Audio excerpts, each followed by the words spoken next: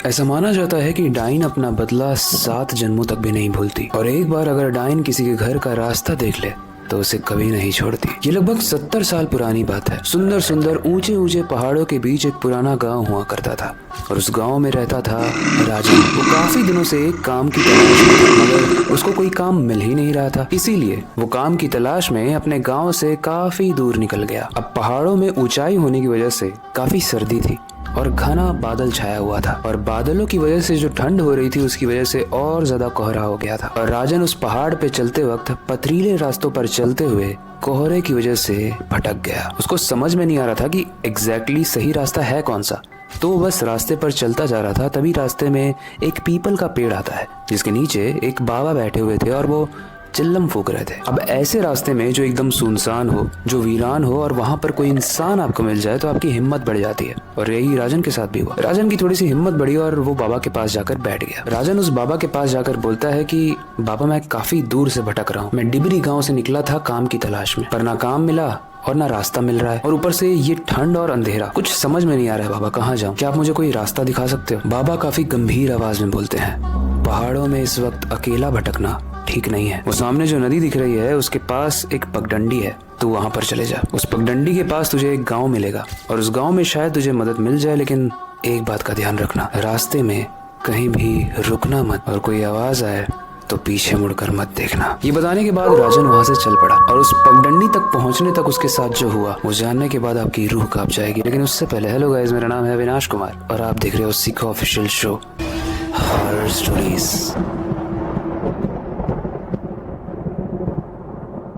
Guys, जब बाबा ने उसे सजेशन दिया पगडंडी के पास जाने का, तो राजन उसी वक्त नहीं उठ गया। राजन उस बाबा को देख रहा था और काफी कुछ ऑब्जर्व कर रहा था। बाबा के सर के बाल काफी लंबे थे, नीचे तक लटक रहे थे। उनकी आंखों में सुर्खी काफी लाल थी, और इतनी ज्यादा ठंड होने के बावजूद भी वो बिना कपड़े के, बिना ठंड में कुटरे बैठे हुए थे। जब राजन बाबा को ऑब्जर्व कर रहा था, तभी बाबा उसकी तरफ देखते हुए बोलते हैं, तुझे ठंड लग रही है ना, ये ले चिल्लम ले और इसको फूक, तुझे थोड़ा आराम मिलेगा। राजन घबरा गया कि ये नई चीज मुझे ट्राई करनी चाहिए या नहीं करनी चाहिए, लेकिन उस वक्त इतनी ज्यादा ठंड थी कि उसका दिमाग नहीं चल रहा था। उसने चिल्लम ली और 2 गहरे कश लिए। बाबा दोबारा चिल्लम में लग गए और राजन वहां से उठकर पगडंडी की तरफ चल पड़ा। रास्ता काफी कठिन था, कोहरा था तो ठीक से दिख नहीं रहा था, तो राजन कुछ निशान बनाते हुए चल रहा था, ताकि अगर वो उसी रास्ते पर वापस पहुंच जाए तो उसे पता चल पाए। काफी पत्थर थे तो संभल संभल के धीरे धीरे चलना पड़ रहा था। तभी कोहरा हटता है और एक घना सा जंगल आता है, और उस जंगल से उसे काफी आवाजें आ रही थी। वो हर चीज को इग्नोर करते हुए आगे बढ़ रहा था, क्योंकि उसे याद था कि बाबा ने बोला था कि पीछे से कोई भी आवाज आए तो रुकना मत और देखना मत। वैसे काफी हद तक तो उसने चीजों को इग्नोर किया, लेकिन कुछ देर के बाद उसे एक आवाज आती है, एक आवाज जिसमें कोई कह रहा था, राजन, राजन सुनो। अपना नाम इतनी बार सुनने के बाद उसे काफी हद तक क्यूरियोसिटी हुई, तो उसने पीछे मुड़कर देखा। लेकिन अब जो हुआ वो जानने के बाद आपकी रूह कांप जाएगी, क्योंकि पीछे वही बाबा खड़े थे। राजन एकदम से उनको अपने सामने देखकर चौंक गया। आप ही तो थे जिन्होंने मुझे ये रास्ता बताया था, तो आप मेरे पीछे कैसे? बाबा बोले, तुझे डर लग रहा है ना, चल मैं छोड़ देता हूँ। तुझे आगे भी एक जंगल मिलेगा और वहाँ पर एक बुढ़िया रहती है। उसे अपनी बंगले की मरम्मत के लिए एक आदमी चाहिए, तो उसके पास चला जा, तुझे कुछ पैसे भी मिल जाएंगे, कुछ खा भी लेना, और उसके बाद तू पगडंडी पर चले जाना। गाइस, आई नो अगर आप यहाँ तक देख रहे हो तो आपको समझ में आ रहा होगा कि कहानी क्या मोड़ लेने वाली है, लेकिन ट्रस्ट मी, आप जो सोच रहे हो ये उससे भी बुरा होने वाला है, क्योंकि कहानी में एक ट्विस्ट आने वाला है। बाबा उसे उस घर में जाने को तो कहते हैं, लेकिन उसके साथ एक वार्निंग भी देते हैं कि जब तू उस घर में जाएगा तो किसी भी चीज को हाथ मत लगाना, उससे कोई भी सवाल मत पूछना, और सबसे जरूरी बात, उस बुढ़िया के पीछे पीछे कभी मत जाना। काम की लालच में और भूख में राजन वहां पर पहुंच जाता है जहां पर उस बुढ़िया का घर था। देखने में वो काफी सुनसान एक पुराना सा बंगला लग रहा था, लेकिन आश्चर्यजनक बात यह है कि जैसे ही राजन उस दरवाजे पर पहुंचता है, वो दरवाजा अपने आप खुल जाता है, उस घर का जहाँ पर बुढ़िया रहती थी। लेकिन जैसे ही दरवाजा खुला, वहाँ पर खड़ी थी एक बुढ़िया जिसने काले घाघरे और चुन्नी से अपना मुंह ढका हुआ था। बुढ़िया बोलती है, तुझे क्या चाहिए, क्यों आया है यहाँ पे? राजन बोलता है, मैंने सुना कि आपको मिस्त्री की जरूरत है, मैं आपकी हेल्प कर सकता हूँ, मैं काम कर सकता हूँ, बदले में आप मुझे पैसे दे देना, और ना भी चाहे तो मुझे बस कुछ खाना दे देना। बुढ़िया बोली, ठीक है, लेकिन कोई सवाल नहीं, बस काम करना है, और अगर तू ये काम करता है तो पैसे तेरी सोच से ज्यादा तुझे दूंगी। राजन चुपचाप अंदर चला गया, और वो ये सोचकर बहुत खुश था कि गांव में तो उसे कोई काम मिल नहीं रहा था,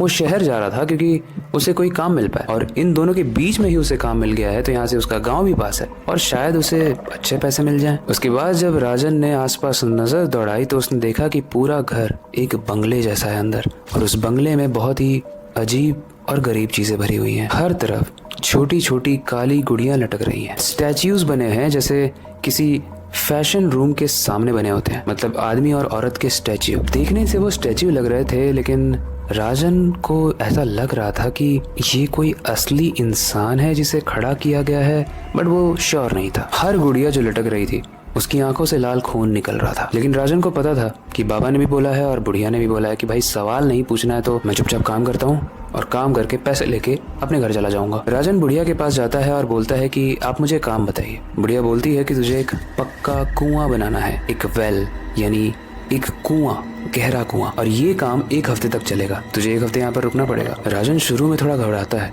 और वो बोलता है कि मैं तो 1 ही दिन या 2 दिन के लिए आया था, बट आप इतने दिन रखोगे, मैं घर से बहुत दूर हूँ। वो बुढ़िया कहती है कि ज़्यादा सवाल मत कर, मैंने बोला ना तुझे डबल पैसे दूंगी और तुझे खाना भी बहुत लजीज मिलेगा। गाइस, ये जो खाने वाली बात है इसको ध्यान रखना, ये लजीज कैसे बन रहा है वो आप आगे जानोगे। वो हर दिन मन लगाकर काम करता था, काफ़ी सारे पैसे मिलते थे, खाने को भी काफ़ी टेस्टी मिलता था। उसे नॉनवेज बहुत पसंद था तो हर तरीके का नॉनवेज खाना उसे मिल रहा था। धीरे धीरे वो कुआं बनने लगा और आखिरी दिन जब उस काम को कंप्लीट करके बहुत सारे पैसे कमा के अपनी हेल्थ बनाकर राजन घर वापस जा रहा था, तो वो बुढ़िया कहती है कि तेरे गाँव में एक सज्जन सिंह रहता है ना, उसे ये पोटली दे देना, मैं उसकी दूर की रिश्तेदार हूँ। राजन अपने गाँव खुशी खुशी चला जाता है। वो बहुत खुश था, उसे शुरू में डर था कि शायद कुछ हो जाएगा, और हम लोगों को भी कहानी में लग रहा था कि यहाँ कुछ होगा, है ना, लेकिन कहानी में अब ट्विस्ट आएगा। जब राजन उस पोटली को ले जाकर सज्जन सिंह को देता है तो सज्जन सिंह उस पोटली को खोलता है, और जैसे ही वो उस पोटली को खोलता है वो उसे खोलते ही बहुत तेज से चीखता है और पोटली को बंद करके वो वापस से राजन को दे देता है और बोलता है ये मेरा सामान नहीं है, अगर तू वापस कभी आया ना तो तेरी टांग तोड़ दूंगा। राजन उस पोटली को लेकर घर पहुंच जाता है वापस, लेकिन वो बहुत कंफ्यूज था। अगर वो बुढ़िया इसकी रिलेटिव थी, इसकी रिश्तेदार थी, तो उसने ऐसा क्या भेजा इसको, और सज्जन सिंह ने उसे ओपन करके चिल्लाया क्यों मुझ पे। तो वो सोचता है कि वापस से वो इस पोटली को उसी बुढ़िया को दे के आ जाएगा, लेकिन रात में कुछ अलग हो जाता है। रात में राजन की जो बीवी थी वो उस पोटली को खोल लेती है, ये देखने के लिए कि उस पोटली में ऐसा क्या है जो इतना पोटली पोटली पोटली रोज हो रहा है। लेकिन जब उसकी बीवी उस पोटली को देखती है तो उसमें जो था वो देखने के बाद उसकी रूह कांप जाती है। दरअसल उस पोटली में काला जादू का सामान था। उसमें एक काली गुड़िया थी, एक कटी हुई उंगली थी, और उस गुड़िया को ड्रेस पहनाई गई थी जो कि उसकी बीवी यानी उर्वशी जैसी ही दिख रही थी। अगली सुबह होते ही उर्वशी ने राजन से कहा कि प्लीज तुम इसे कुछ भी हो जाए इसे वापस करके आओ, ये बहुत खराब चीज है, इसे घर में नहीं रख सकते हम। तो राजन घबराते हुए बोला कि ठीक है यार, मैं इसे वापस करके आता हूँ, पता नहीं तुम लोगों को क्या हो गया है। तभी सुनाई दिया कि गांव वाले भागते हुए सज्जन सिंह के घर में जा रहे हैं। जब वो एक को रोककर पूछता है कि